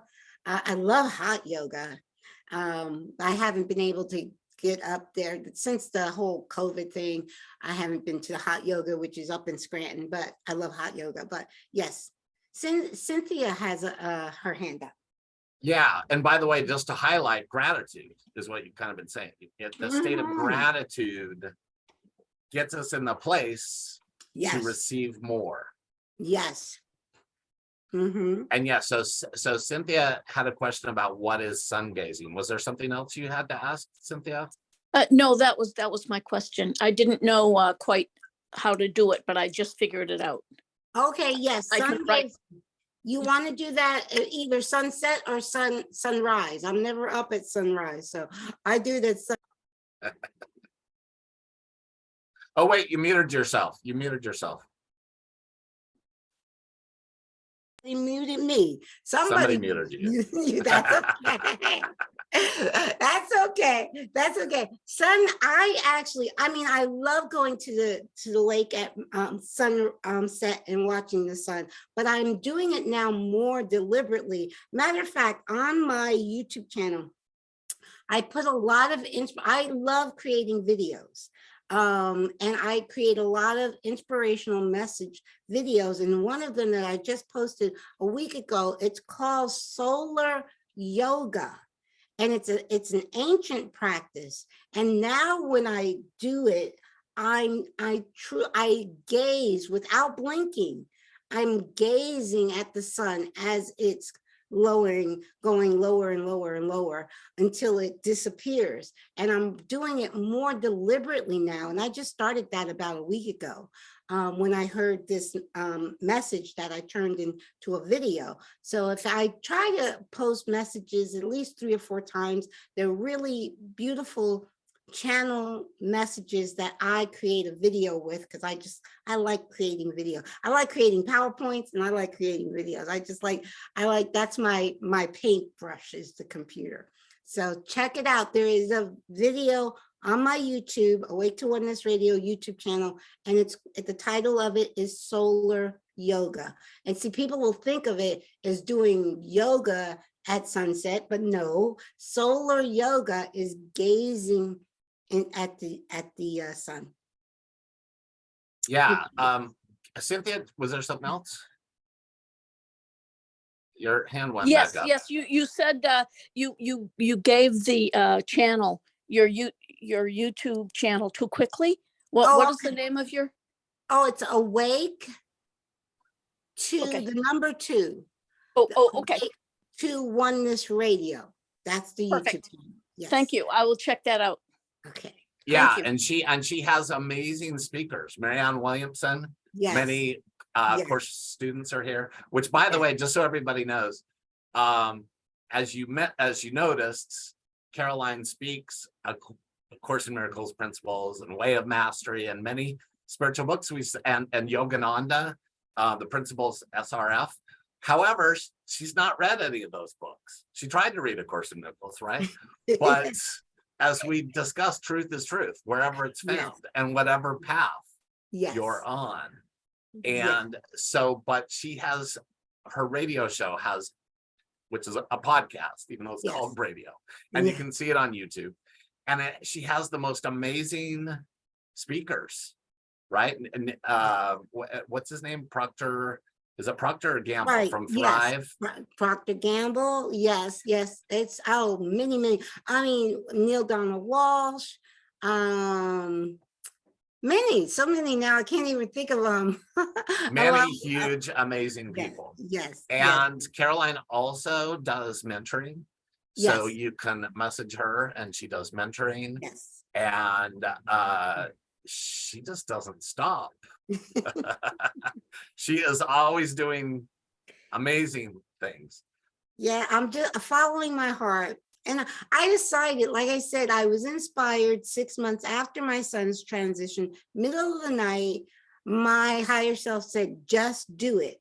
And the just do it was to launch. At that time, I never even heard of the word podcast. That's why it's called radio, because it was audio. And when I started with Blog Talk Radio, I'm still on Blog Talk Radio, which is audio only. But Spirit said, start an internet radio show. That is what Spirit told me. And Spirit said to found a foundation in my son's honor, which all I've done so far with the foundation is incorporated as a nonprofit organization here in Pennsylvania, the Kyle Foundation. Kyle stands for Keep Your Light Expanding, K-Y-L-E, Keep Your Light Expanding. Kyle gave me his name before he was born. I did not know what to name Kyle. When I was about 8 months pregnant, Kyle whispered to me from Spirit, Kyle. I got that name in it. I woke up one morning, I'm like, oh, his name is Kyle. He gave me that name. Yes, he did. And he came here to support you on your awakening and to Yes, guide you throughout it, because I don't know if everyone caught that, but you're in constant communication yes, with your son. yes, yes. And it's a heart communication. I don't claim to be a medium or anything like that. I know when he is communicating and what he's saying to me through the heart. Yeah, beautiful. Okay, is it Ejiva or Ehiva? Sorry if I just butchered it. Do you have a question?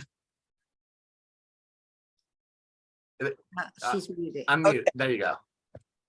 Yeah, aloha, Caroline. I'm Eva, and I'm just fascinated by what you shared with us. I was wondering, how is your son and your dog able to project themselves into the third dimension when they have transitioned? That was it. I've been told that took a lot of energy for them to do it, a lot of energy, because they do have to lower. They're at such a higher frequency where they are. They have to really lower their frequency to do that. Like I said, it was all spontaneous. Now there are people that try to do EVP readings. They use what is called gibberish, broken, like audio, English. They'll take like syllables and whatnot, and they actually try to do what is called EVP, electronic voice phenomena. That was not what was happening. She just gifted me on his birthday. And here's the thing, she gifted me a reading on his birthday because her guides, Sanaya, Suzanne Giesman, if you don't know her, you need to look her up. She's amazing. But she's not only just a medium, but she's also a channel. And she channels her guides, which are called Sanaya.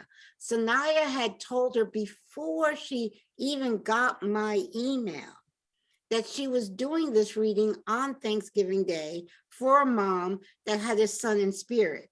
So and then as soon as she got my email, she knew it was me.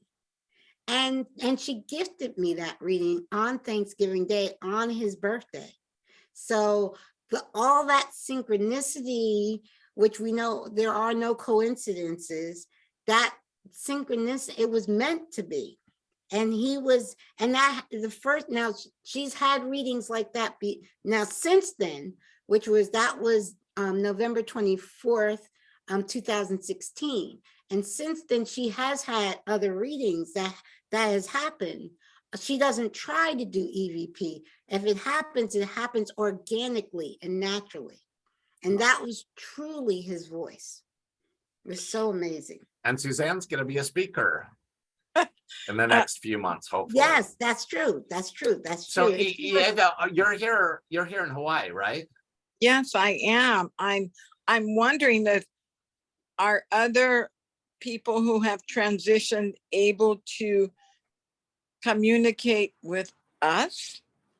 Yes, Sure. because also in addition to what Caroline was saying about they, lower, and we raise our vibrations, but also, so like here in Hawaii, and of course many other places, but here in Hawaii, we have like portals where the energy is stronger. For me, it was Wa'ahila Ridge is one of the places, and Manoa Valley, because you're in Oahu, right? Yeah. So yeah, so like Manoa Valley, there's a lot of places where it's easier for them and easier for us if we don't know, if we haven't learned. Right. But yes, our loved ones, I will just say, are speaking to us all the time. Yes. It's up to us to hear them. They're all here to help us. They want us to know that they're around. It's just up to us to shut our thoughts down enough to listen and to raise our frequency, like Caroline is saying with all of the things. Caroline, so somebody asked from Facebook, and you've already kind of spoken about it, but again, because I think, what was it? The yoga, so the benefits of solar yoga. Oh, it's amazing. They got, what the best thing, honestly, is my YouTube channel, and I posted it last week. It's called Solar Yoga, and it's an ancient technique. And this 9-minute video explains it from beginning to end. So I recommend anybody go to Awake to Oneness Radio YouTube channel, and it's like the 3rd or 4th one in. It's really a great one. And so if one of the hosts could go to my YouTube channel and copy the link and paste it in the chat. I probably could do that, couldn't I? Let's see. Can I? Yes, yeah. I think I can. And I'll do it. You know what? as I'm gonna well do that. if I'm gonna you- try to do that. Okay, yeah. I'm gonna do that. Okay. All right. So who else has questions for Okay. Caroline? I am going to get that one. All right. Where is it? I'm listening. Well, actually on her website too, right on the front page, because we fixed that just the other day. Right above her picture is the link to all her social media. There's the YouTube, the Facebook, Twitter. Okay. Right. Okay, but I've got the link for that particular one. All Okay, right, just stick it in the chat. Let me go back to Zoom. Okay, and stick it in the chat. Chat's over here. Okay, and okay, this is gonna go out to everybody. There we go. All righty, that is it. Yeah, I did something. Okay, so Okay.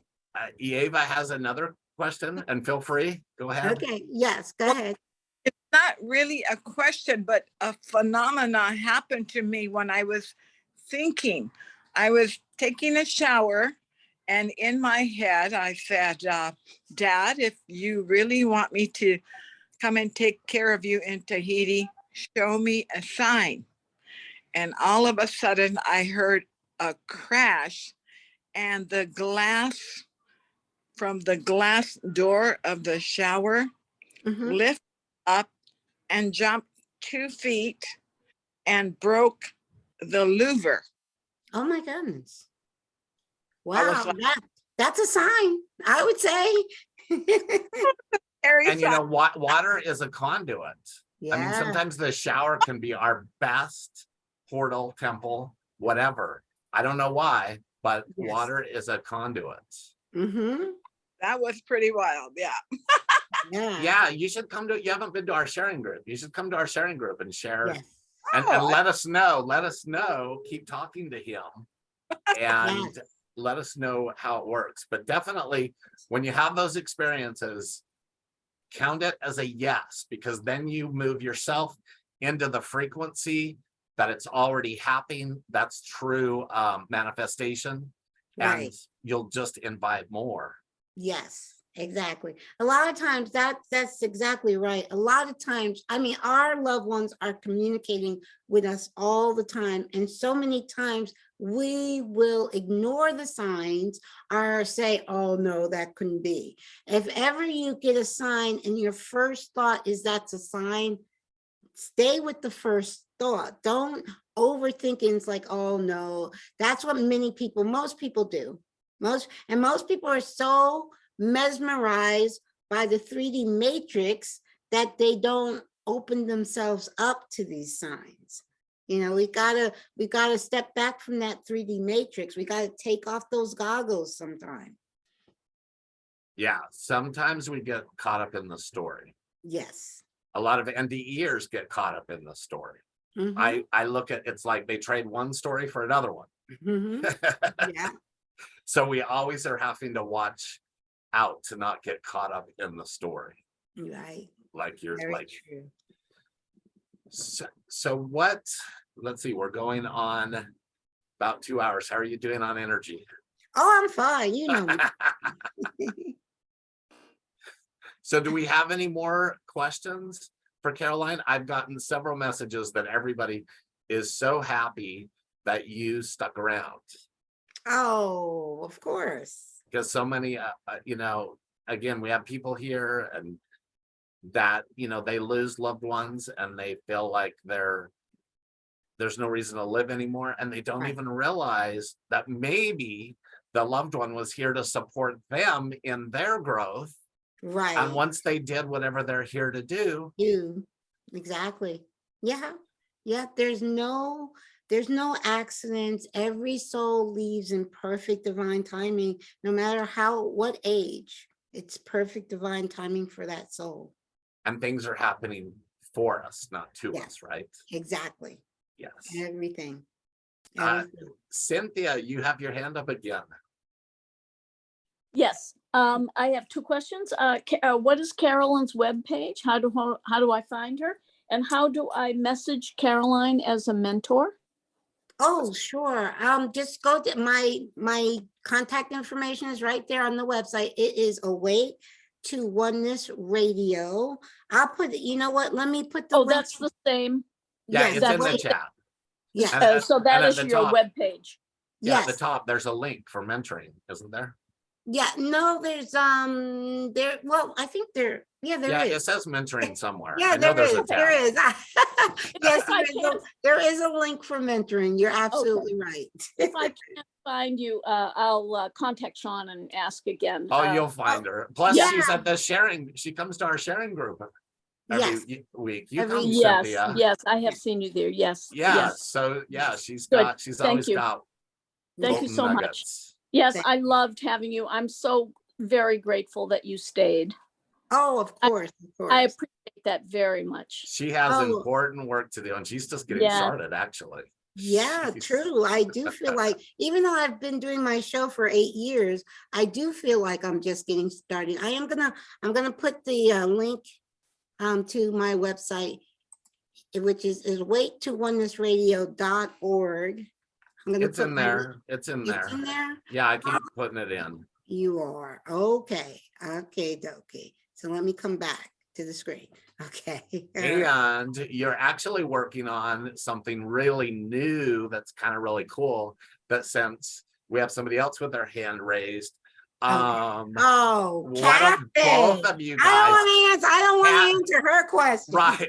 She's gonna have another one of those trick That's questions. so nice.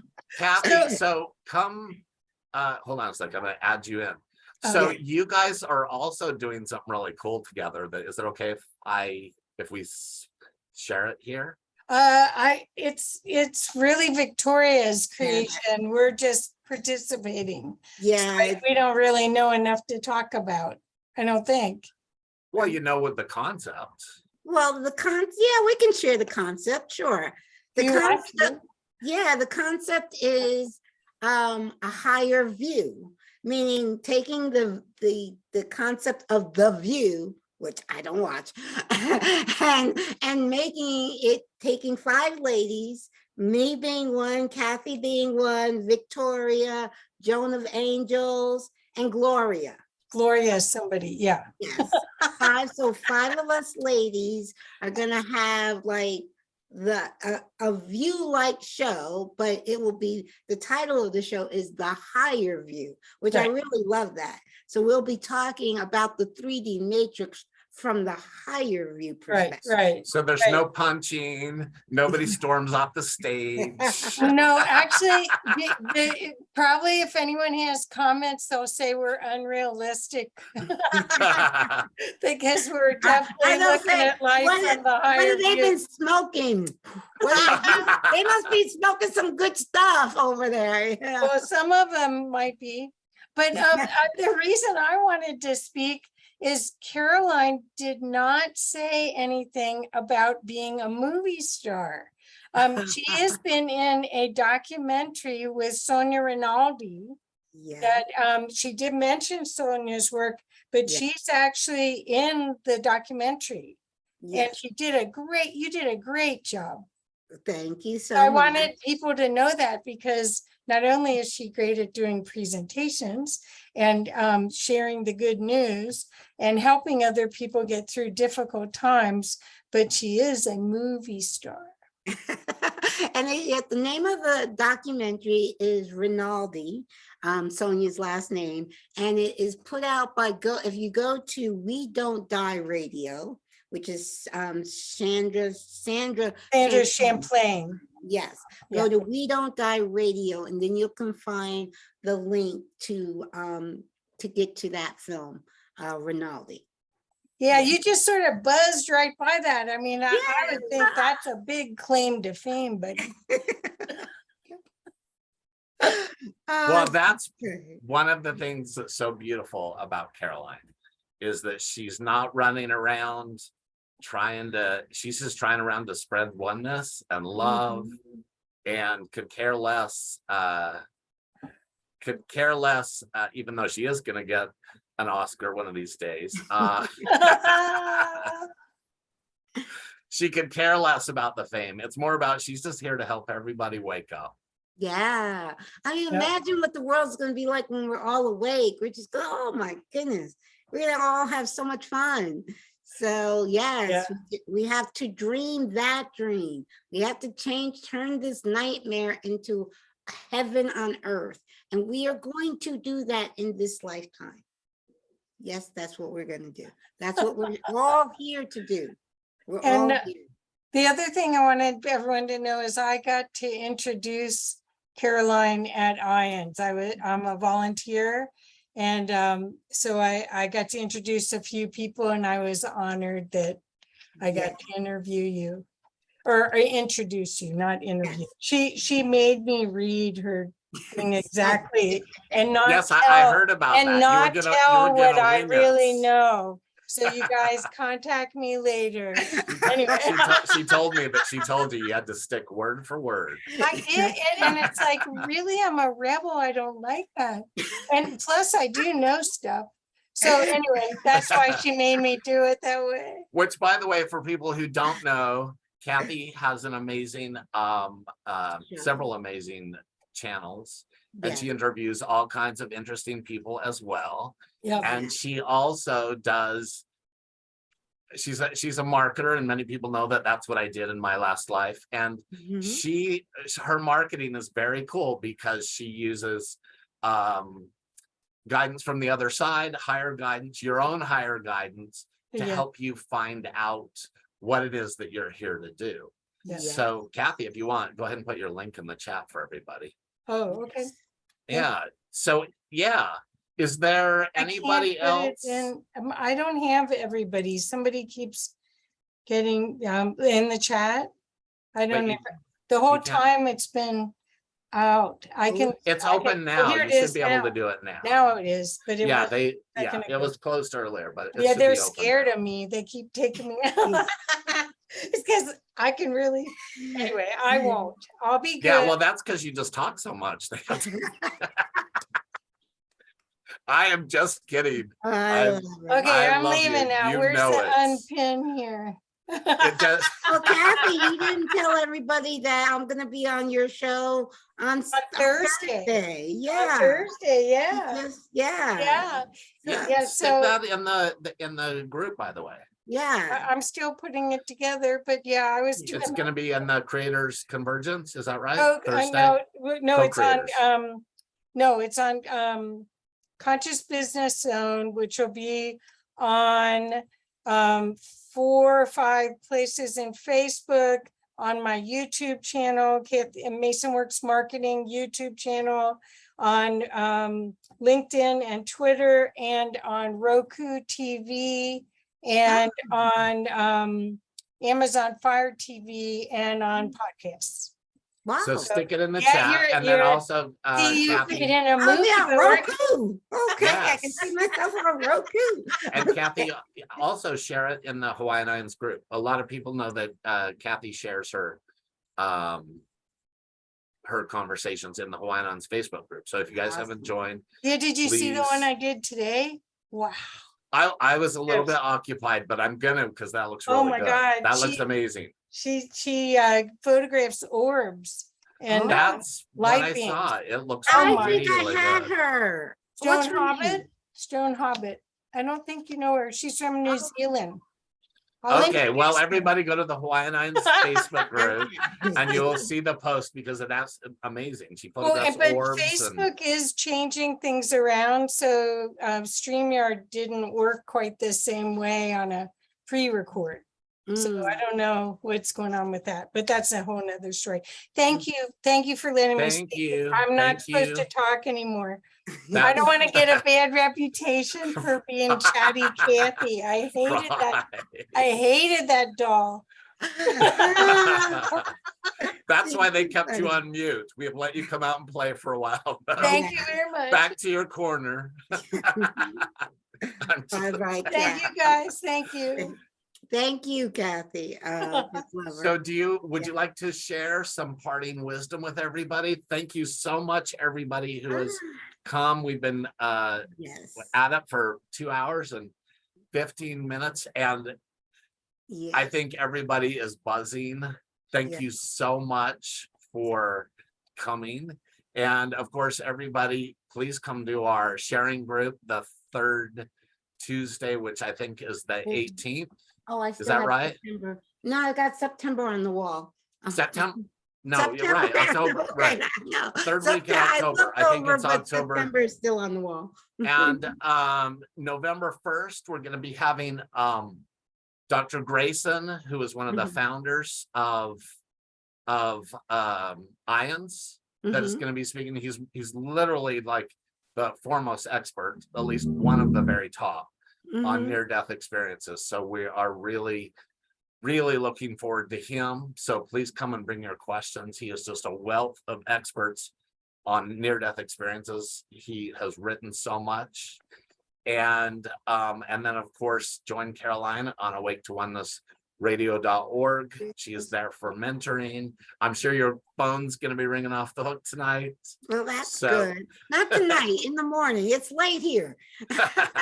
Right, you're going to go get in that bath. No, I'm getting in the bed. Yeah, but basically, I just want everybody to follow their heart, because when we're trapped, when we have those goggles on and we're just focused on the 3D matrix, we let our mind lead us instead of our heart. So when we follow our heart, it won't ever steer us wrong. So that's the best advice I could say, is try to not allow the mind to be the driver in the driver's seat. I put my mind in the back seat. Occasionally I let it ride in the passenger seat, but I never live my heart from the mind. I live my heart from the heart. I live my life from the heart. Beautiful. Yes, and those, when we hear those negative messages, those are not us. That's not our higher guidance. That's the Exactly. ego. Yes. Yes. Yeah. Okay, thank you so much. Thank you Thank for everybody who came. Yes. And we thank hope you. to see you all in our next meeting. And please come to our sharing group. For those of you who Yes. haven't come, definitely come. It's a wonderful opportunity for everybody to share their experiences. Yes. So have a great night. Aloha to everyone. And we will talk to you soon. Okay. Bye for now.